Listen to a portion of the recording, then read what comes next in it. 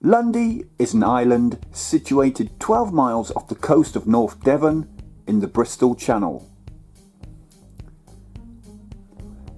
It's 3 miles long and half a mile wide.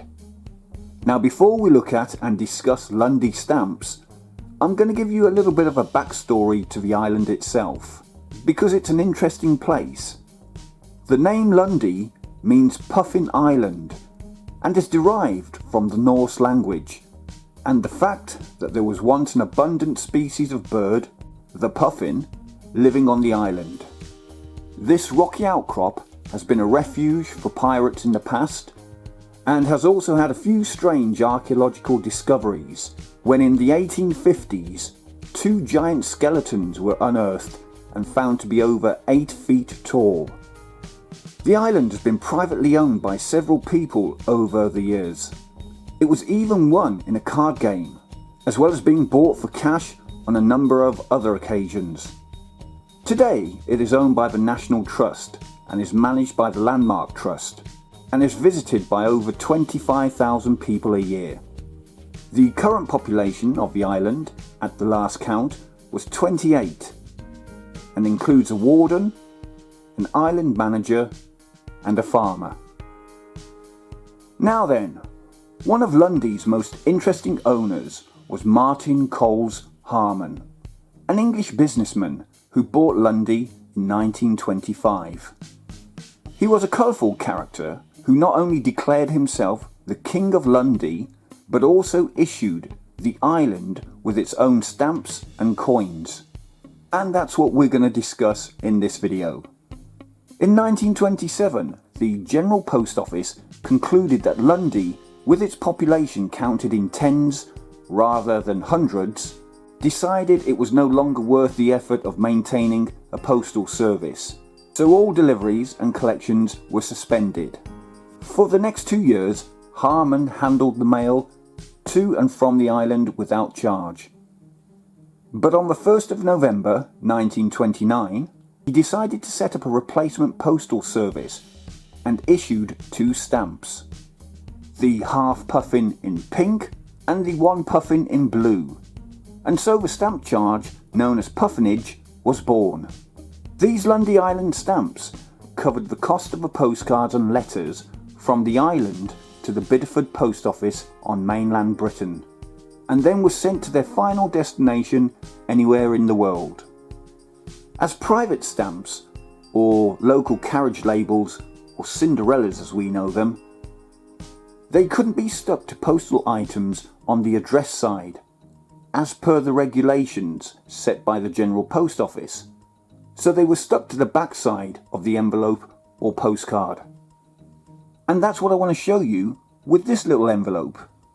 Now I know it's not in the best condition, but that's how it came to me. So on the back here we can see the 2p Lundy stamp right there from 1964, celebrating the 400th anniversary of William Shakespeare's birth.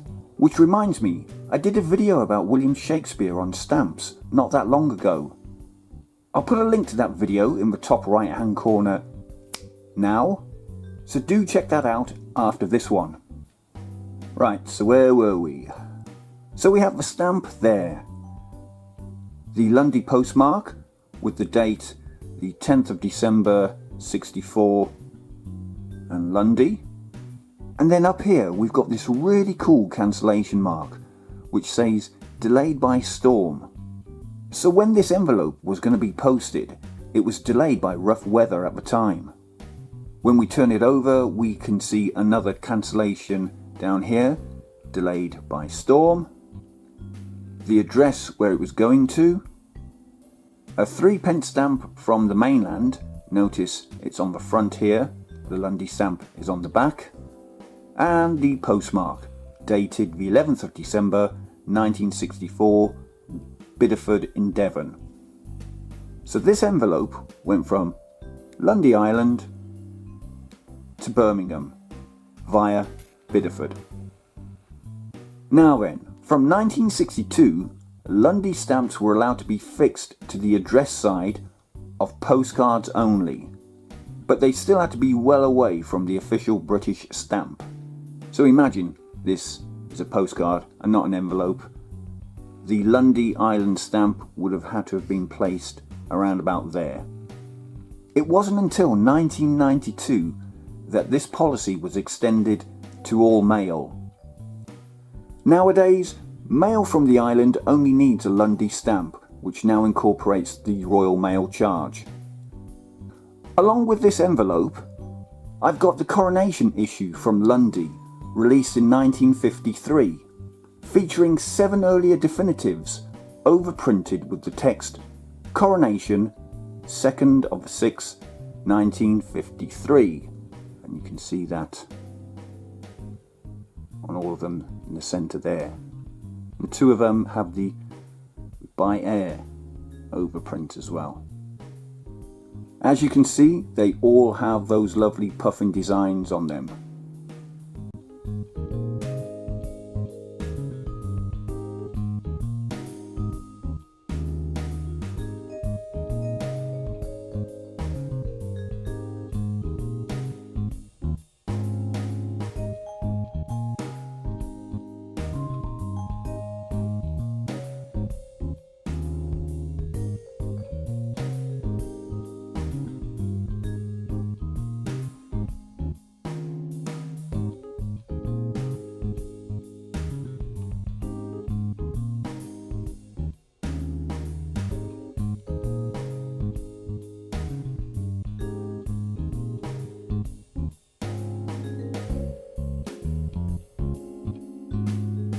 The Lundy Postal Service continues to this day.